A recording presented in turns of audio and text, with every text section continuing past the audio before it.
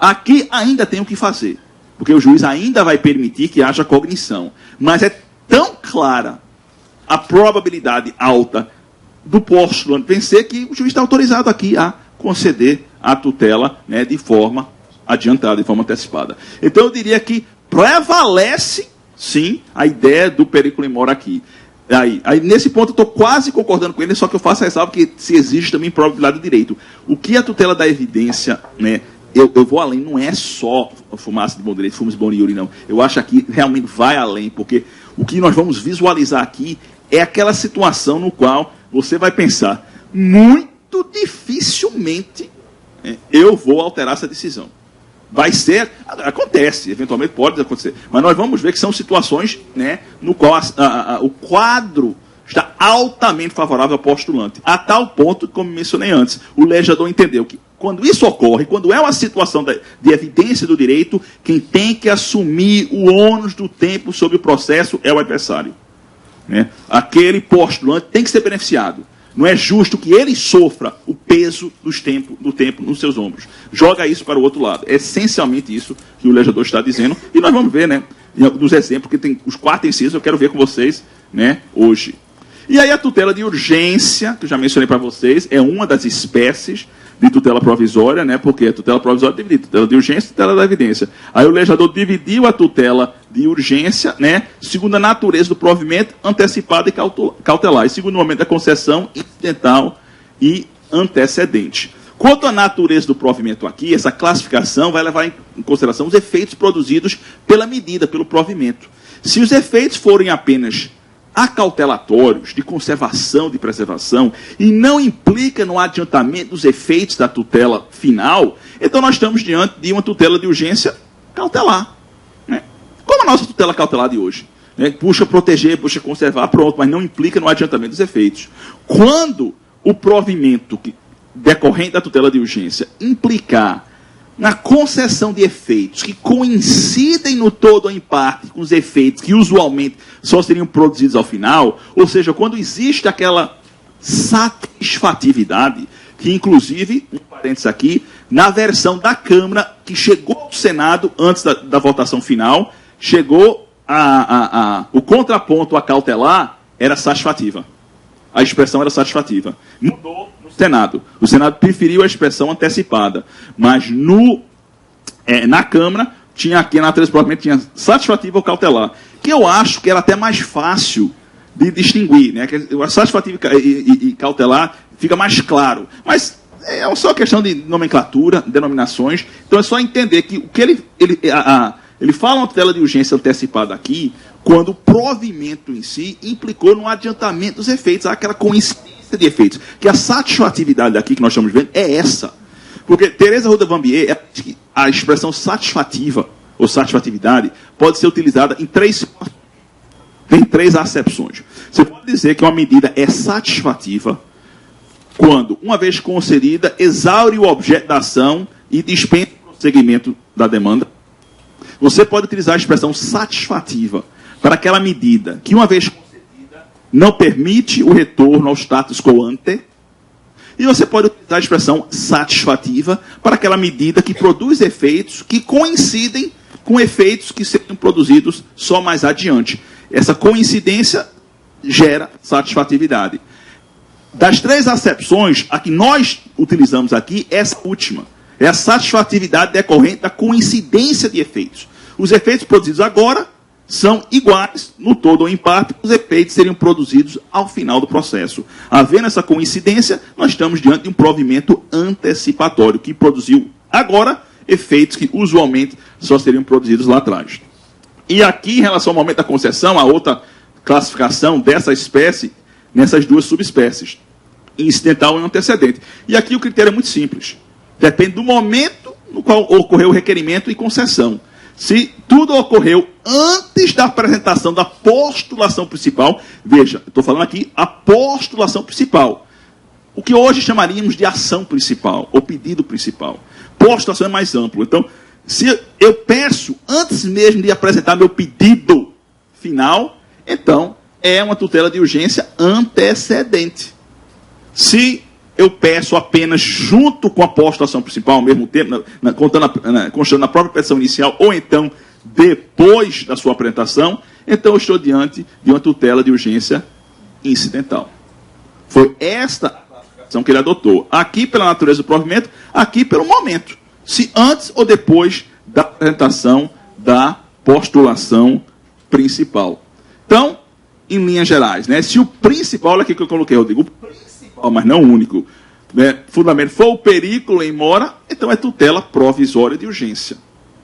Se o principal fundamento for a alta probabilidade de acolhimento da pretensão, aquilo que não é mera fumaça, já é um fogozinho brando, né, é uma tutela provisória de evidência.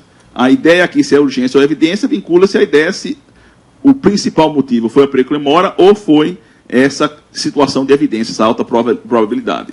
Com relação à eficácia natural do provimento, os efeitos produzidos pelo provimento, né, se a eficácia for conservadora ou preventiva, não implicar no adiantamento dos efeitos, apenas buscar proteger o processo do seu objeto, nós estamos diante de uma tutela de urgência cautelar. Se for uma eficácia satisfativa aqui no sentido de coincidência de efeitos, os efeitos produzidos agora coincidem no todo ou em parte com os efeitos que só seriam produzidos ao final do processo, nós estamos diante de uma tutela de urgência antecipada. Foi esta, né, a classificação dessa primeira divisão em subespécies. E a última, né, que o legislador adotou no artigo 294, classificação segundo o momento da concessão, se for concedida antes da apresentação da postulação principal, o legislador chamou de tutela de urgência antecedente. Se foi depois, né, concedido no curso do processo, após a formulação, ou simultaneamente a apresentação da postulação principal, então é uma tutela de urgência incidental. Né? Qualquer das duas aí, né, vai ser definida pelo momento da apresentação, se antes ou se depois de apresentada a postulação principal. Aí, o que eu falei antes, eu só coloquei aqui para ficar ainda mais claro, porque confunde muito a ideia de que nós temos uma expressão antecipada e ao lado dela uma expressão antecedente, e as duas sendo utilizadas simultaneamente. Mas a expressão antecipada, ela se contrapõe ao momento, né, da concretização da tutela final. Ou seja, haverá uma tutela antecipada se eu conseguir agora, o que normalmente só conseguiria mais adiante quando chegar o momento da concretização da tutela final. E a expressão antecedente vai ser utilizada em contraponto ao momento da concessão dessa respectiva tutela em relação à apresentação da postulação principal. Se ela foi formulada, pleiteada, antes mesmo de apresentar a postulação principal, ela é antecedente. Se ela for apresentada após ou ao mesmo tempo, simultaneamente com a apresentação da postulação principal, ela será incidental. Então, vai ser possível, sim, a gente ter, né, aquela expressão de uma tutela provisória de urgência antecipada antecedente. E a gente tem que só se acostumar com todos esses qualificativos, esses adjetivos, né, que vierem a ser, né, adotada. E o que nós vamos ter agora, né, nessa nossa análise, né, é a técnica do novo CPC em relação à sua divisão. Nós vimos que ela tem 3 seções. Uma que fala das disposições gerais, são os artigos 294 a 299. Depois, uma seção que fala especificamente da tutela de urgência, artigos 300 e 310, é o maior quantitativo de artigos desse título, desse capítulo. Aí nós vamos ter disposições gerais, e aí depois os 2 procedimentos antecedentes. Aquele que busca obter uma tutela de urgência antecipada, aquele que busca obter uma tutela de urgência cautelar. Então, essa é a disciplina dessa espécie aqui. E a disciplina da espécie, essa outra espécie, tutela da evidência, está num único artigo 311. É uma disciplina bem curta, bem enxuta, né, que vai ser interessante também ver essas hipóteses que o legislador previu e enquadrou como hipótese de tutela da evidência, ele tipificou. Então, essa é a técnica do novo CPC que nós vamos começar a examinar, né? O que eu fiz na realidade, né, até em outro arquivo, porque era muito longo o arquivo, eu começo examinando essa parte geral aqui, das disposições gerais, depois eu começo na tutela de urgência, falando sobre as disposições gerais da tutela de urgência, só para a gente conhecer a tutela de urgência. Aí eu pulo esses 2 aqui para ver tutela da evidência, porque aí permite um melhor contraponto entre tutela de urgência e tutela de evidência. A gente vê mesmo a diferença entre uma e outra. Aí depois é que eu volto e falo sobre esses dois procedimentos antecedentes. Aquele destinado a buscar uma tutela de urgência antecipada e aquele que almeja obter uma tutela de urgência cautelar. Então, eu não vou examinar os artigos com vocês em ordem cronológica, ou em ordem simétrica, de acordo com o número de cada um. Eu vou fazer esse jogo. Primeiro, disposições gerais, depois, disposições gerais de tutela de urgência, pulo para cá, tutela de evidência, e só no fim que a gente vê esses dois procedimentos. Ok? Então, nós temos ainda, um tempinho, vamos começar a ver essa primeira parte envolvendo a disciplina legal. Deixa eu ver.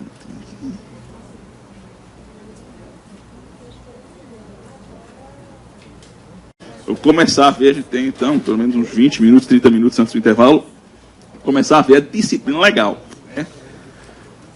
Bom, novamente aquela questão da estrutura, nós vamos ver o livro 5 agora, tutela provisória, aquela divisão em 3 títulos, vamos ver essa parte aqui de disposições gerais. Tutela provisória, título 1, disposições gerais.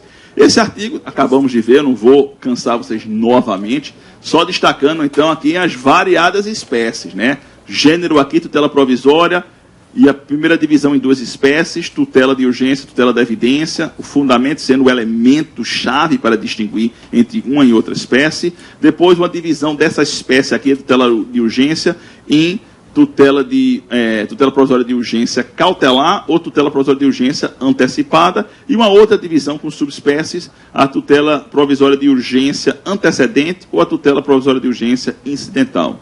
Aquela classificação que acabamos de ver.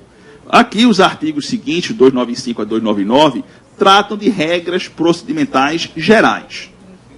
Nem todas vão nos interessar, porque algumas delas simplesmente não são aplicáveis ao processo de trabalho por questões técnicas que vocês vão ver com facilidade. Mas vale a pena visualizar, pelo menos para compreender essa parte geral.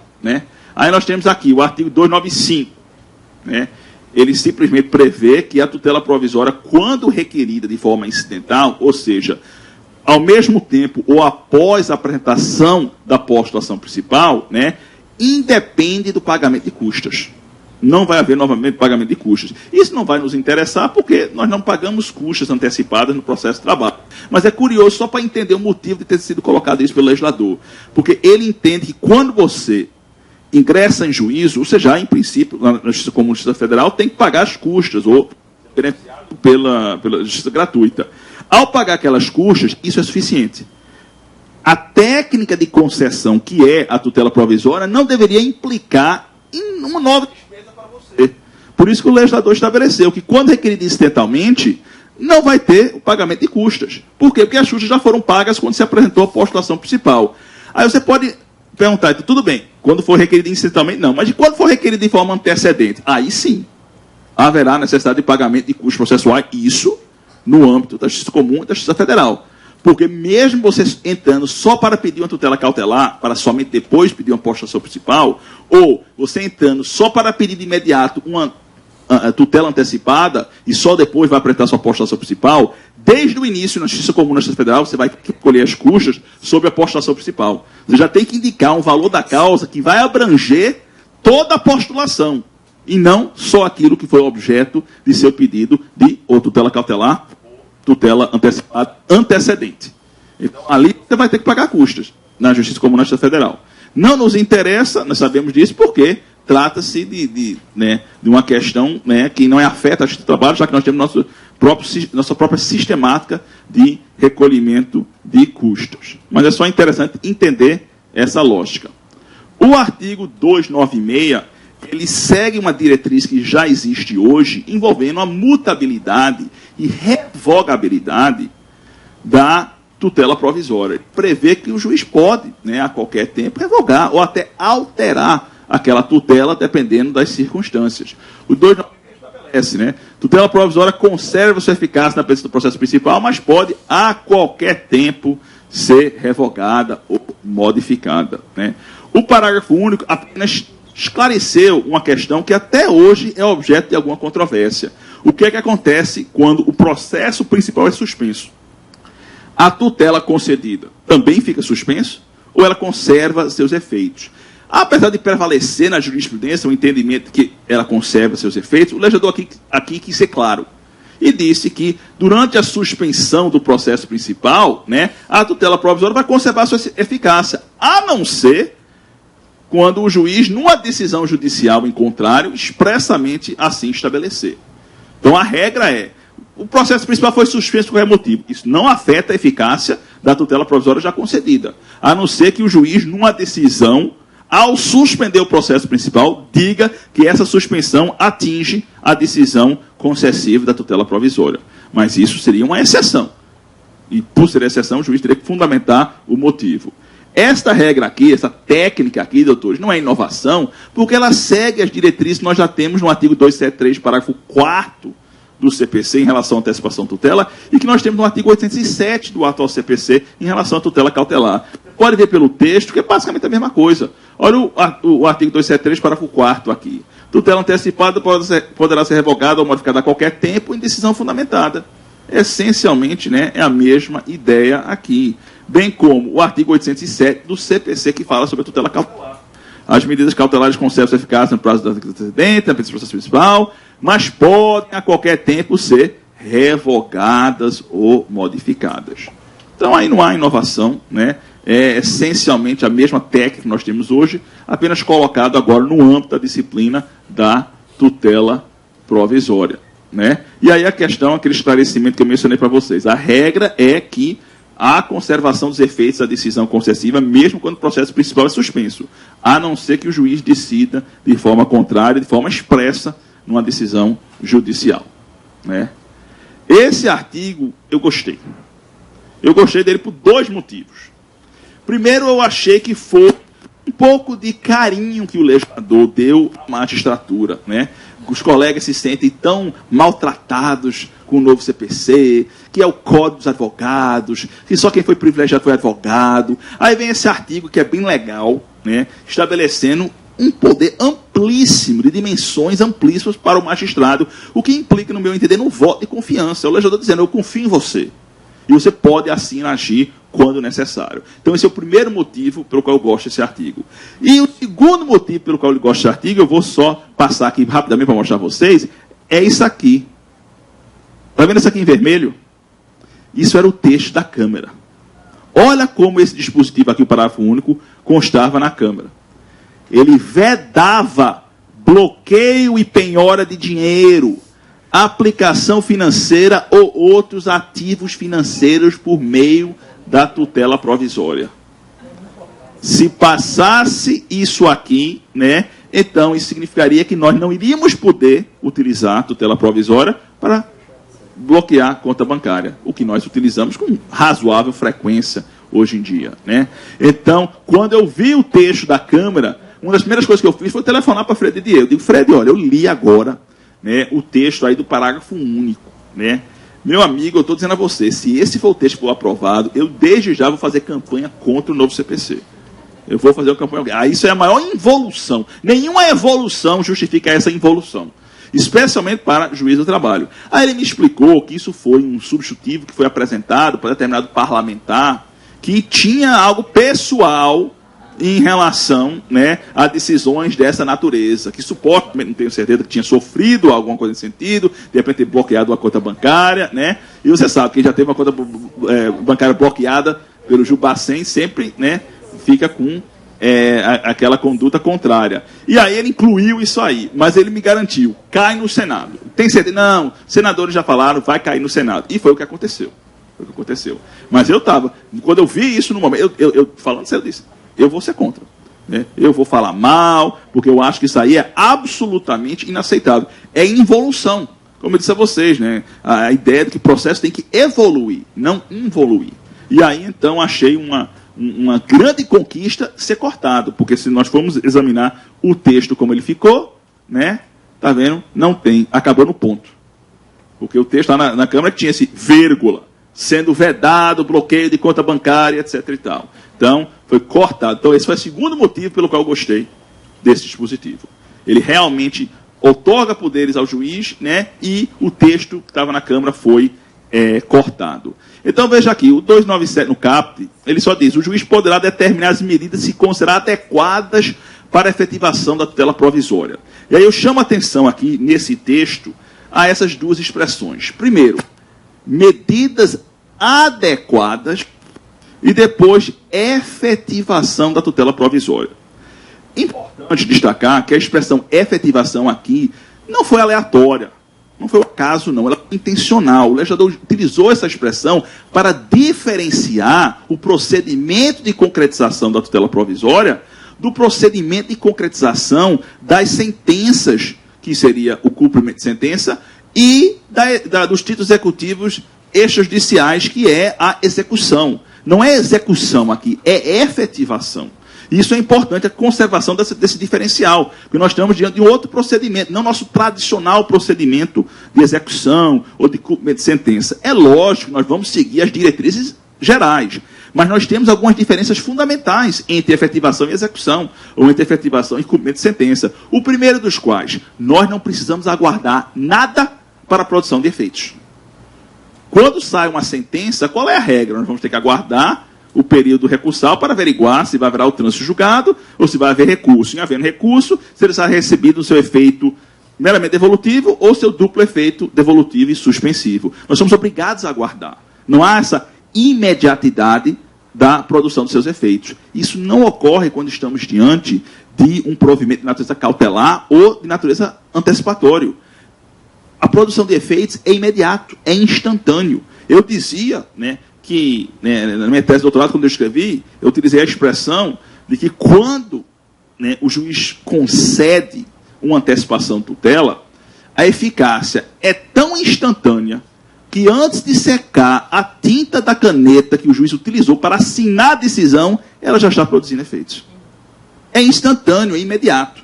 Hoje eu não posso utilizar, eu vou reformar, essa minha linguagem, a Daniela fez uma sugestão, eu vou utilizar, antes de você ouvir o clique, da senha, do token do juiz, ela já está produzindo efeitos.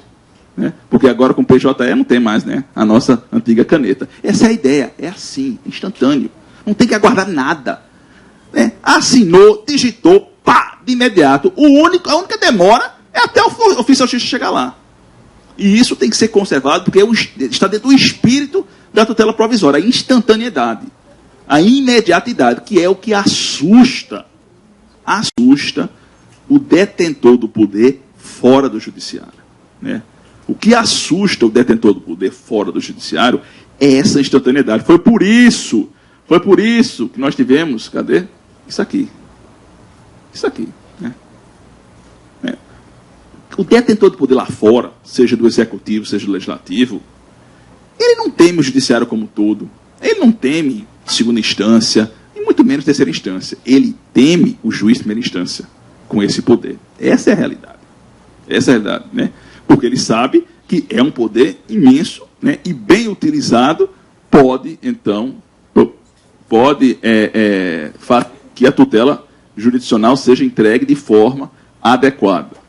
Então, efetivação. E aí a outra, medidas adequadas. Essa expressão também é muito importante. Na realidade, essa expressão, medidas adequadas, ela se assemelha muito a uma expressão que nós vamos encontrar no artigo 461, parágrafo 5º do atual CPC, que seriam as medidas necessárias. O parágrafo 5º do artigo 461 do atual CPC, que é aquele que se dirige a ações que têm por objeto prestação de fazer ou não fazer, ele também dá um poder igual ao juiz. Ele fala aqui em determinadas medidas necessárias. Okay? Aqui é mais interessante pelo seguinte. Primeiro, isso aqui é mais amplo. Aqui nós estamos diante do juiz que está determinando as medidas necessárias para o cumprimento de uma prestação de fazer ou não fazer. Ora, prestações de fazer ou não fazer comportam apenas uma pequena parcela daquelas prestações que são objetos da nossa efetivação. A maior parte não é de fazer ou não fazer, é de pagar. Mas aqui, então, essa aqui abrange qualquer uma delas. Medida necessária para a efetivação de qualquer espécie de tutela provisória. Então, isso é interessante. E a expressão medidas adequadas também é interessante, porque, na prática, o que é que está dizendo? O que o juiz entender como necessário para poder proporcionar a efetivação, ele tem o poder de determinar. O que nós temos na prática, entretanto, é uma grande timidez dos nossos juízes. Nossos juízes, de uma forma geral, são extremamente tímidos na utilização desse poder. Mas, de vez em quando, você vê um que ousa, e como ao ousar ele realmente consegue extrair todo o potencial que esse poder tem para o bem cumprir da função jurisdicional. Foi interessante que eu estava num outro evento falando sobre o novo CPC com o Fred Didier, nós dois éramos painelistas, e nós falamos sobre esse mesmo exemplo em situações diferentes. O palestra dele era sobre um tema, era sobre outro. Mas foi um caso verdadeiro que aconteceu numa cidade do interior da Bahia, envolvendo um cidadão que teve sua luz cortada. Eu não falei para vocês isso ontem, não falei? Porque eu conferi que eu falei isso segunda-feira na outra palestra. Pois bem, então, aconteceu o seguinte, o cidadão teve sua luz cortada. Aí foi lá, viu, não tinha pago algumas parcelas da prestação, foi lá e pagou, quitou tudo. Aí a empresa, se não me engano, Coelba, né, a unidade local lá da Bahia, não religou a energia dele. Aí ele acabou entrando na justiça. Tá? E aí o advogado falou com o juiz foi e deu uma antecipação tutela determinando que fosse ligado à luz da casa do cara. Pois a empresa local, a unidade local naquele município do interior da Bahia, da Coelba, não fez nada, não ligou. Aí o cliente foi, falou com o advogado voltou a falar, olha, o senhor determinou a antecipação tutela, mas não fez nada. Aí o juiz, nenhum problema, eu vou estipular uma multa astrente. Aí estipulou aquelas multas diárias, caso não ocorra. O cara depois foi intimado, foi o que aconteceu? Nada. A unidade está nem aí. O diretor estava nem aí, né, vai sair do bolso dele, deixou. Aí passou alguns dias assim, o advogado voltou, doutor, o senhor antecipou, ele não fez nada.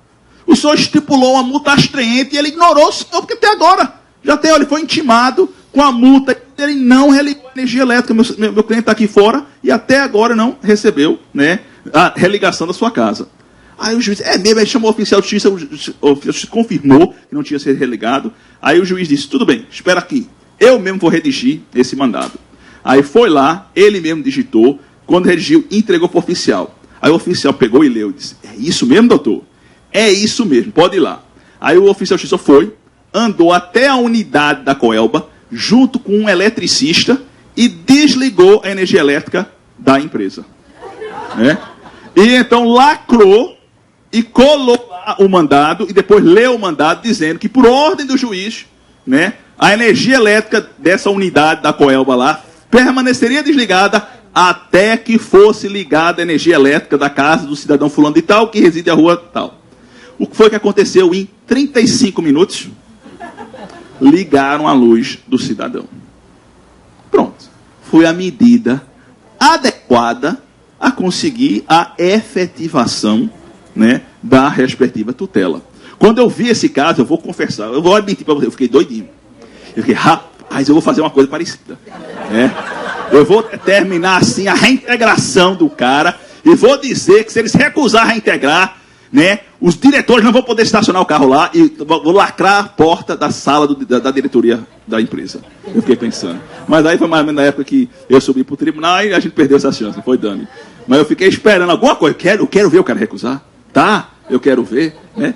Mas isso ajuda você a visualizar o que é que seria, então, medidas adequadas. Veja que aí a liberdade é muito grande para sair do nosso cotidiano. Que nós ainda somos um pouco conservadores. O próprio juiz, normalmente, ele é ousado em algumas coisas, e em outras ele é muito tímido. Né? Mas ele não bota assim essa atividade para criar. Você vê na justiça norte-americana, aí você vê assim, as imaginações férteis, né, ao extremo no âmbito da magistratura. Né? E podemos adotar, né, o que for necessário para... Né, aí eu fiquei pensando, tem que ter algumas coisas, eu estava pensando assim, alguma coisa, assim, alguma atitude que a empresa adota, e se você quer que ela pare, aí se ela não parar, você pode estipular, então, né, algumas medidas que, em tese, poderiam implicar no mesmo tipo de impulso ou incentivo que estava se buscando evitar. Eu não sei, você pode ser bem criativo aí, o juiz tem que utilizar o bom senso, porque a medida aqui do que é legal e ilegal é o bom senso, para ele não abusar desse poder, mas é um poder amplíssimo que foi otorgado ao magistrado. E quando bem utilizado, vai conseguir exatamente isso, permitir a efetivação, né, da tutela provisória. Então, o parágrafo único apenas estabelece que a efetivação da tutela provisória, né, vai observar, em linhas gerais, as normas relativas ao cumprimento provisório da sentença no que couber. Esse no que couber é importante porque não é que você vai seguir fielmente, cegamente, no que for possível. Lembrando que são procedimentos diferentes. Uma é efetivação, a outra é cumprimento provisório da sentença. As linhas gerais, diretrizes gerais, nós vamos seguir, mas há distinções como essa aqui, a da eficácia instantânea e imediata. Né? Isso é talvez a principal distinção, e nós temos que lembrar, nós estamos diante de um procedimento de efetivação. Né? Agora, isso aqui também não muda muita coisa em relação à atual disciplina, que o artigo 273, parágrafo 3º, tem um texto que é muito parecido com esse do parágrafo único do artigo 297. Aí, efetivamente, então, é a mesma diretriz central. Então, aqui, aquela parte foi excluída, ainda bem, né, desse texto. Né? Bom, 298. Na decisão que conceder, negar, modificar ou revogar a tutela provisória, o juiz motivará o seu convencimento de modo claro e preciso. Esse artigo pode parecer totalmente desnecessário. Nós já temos uma garantia constitucional impondo a motivação dos julgados. E uma decisão sem a devida motivação é uma decisão nula, inválida. É lógico, mas o legislador fez isso, né? E aqui foi influência forte dos nossos amigos advogados também, porque eles compreendem a importância da fundamentação. Pode não parecer tão importante na ótica do magistrado, eventualmente na ótica do servidor, mas para o advogado é essencial. Por quê? E quando o advogado vai impugnar um ato judicial, ele não impugna o ato per si. Ele impugna os motivos que levaram o juiz a chegar àquele ato. É assim que você recorre. É almejando a motivação. Por isso que eles estão tão interessados, né, na exposição de toda a motivação para que eles possam, então, atacar aquilo que eventualmente não venham a agradar. É por isso que se expôs de modo claro e preciso. O juiz tem que fazer sempre, mas aqui ele foi explícito. O juiz tem que expor de modo claro e preciso o seu convencimento quando ele for motivar o julgado. Isso não apenas quando ele conceder, não apenas quando ele modificar ou revogar, mas também quando ele negar. Porque se você examinar o ato ao artigo 273, ele não exige essa exposição da motivação de forma clara e precisa quando o juiz nega. Ele só exige quando o juiz concede. Né? Aqui nós corrigimos isso. Tanto quando ocorrer a concessão, como quando ocorrer a negativa da concessão, o juiz tem que fundamentar. Tem que expor seus motivos de modo claro e preciso. Então, essa preocupação é compreensível. Eu sei que para nós implica mais trabalho, né? Mais tempo gasto estudando o processo e modificando, mas é perfeitamente compreensível essa preocupação deles. Especialmente, e vamos admitir isso, né, quando nós temos uma história de decisões praticamente sem exposição de motivos. Né? Eu me recordo, por exemplo, né, e faz muito tempo atrás, então vocês não vão recordar, né, quando isso ocorreu, qual foi o gabinete, ou seja lá o que for, mas a primeira vez que eu fui convocado para atuar no tribunal, há mais de 10 anos atrás, né, o primeiro dia chegou um mandado de segurança. Né? E aí, então, ainda não tinha PJE, não foi mais de 10 anos atrás, e eu acho uns 14, 15 anos atrás. E aí, então, eu perguntei, né, aos assessores, digo, olha, eu vou analisar esse mandado de segurança, tem um texto de concessão ou negativa de uma medida liminar, mandado de segurança. Aí, então, eu falei, tá aqui. Aí me entregaram uma folha, né? Eu nem olhei de imediato, eu fui assistir o processo, pronto. Aí já decidi, não, eu vou negar, né, ou vou conceder. Aí, quando eu fui ver, aí eu vi o texto, era uma página inteira, mas tinha 2 linhazinhas, né, dizendo, né, defiro a medida liminar requerida, vírgula, né, uma vez satisfeitos os requisitos de concessão, ponto. Era esse o texto, estou sendo sincero com você. Né? Aí, então, né, você vê um texto como esse, você não está fundamentando, isso não é fundamentação. Né? Isso aí é óbvio que você vai deferir, ou você vai indeferir, é porque foram satisfeitos ou não foram satisfeitos os requisitos. Como é que eles foram satisfeitos? Como é que eles não foram satisfeitos? É que se tem que expor e tem que se declarar. Por isso que eu entendo, que eles têm razão em exigir essa correlação que muitas vezes na nossa tradição nós não temos. E, né, na realidade, é semelhante ao artigo 273, parágrafo único, apenas com aqueles acréscimos em relação às outras medidas. Né? Veja que aqui só fala em antecipar a adição, que antecipar, não fala que não conceder, né, aqui não deferir. Nós temos, então, que ter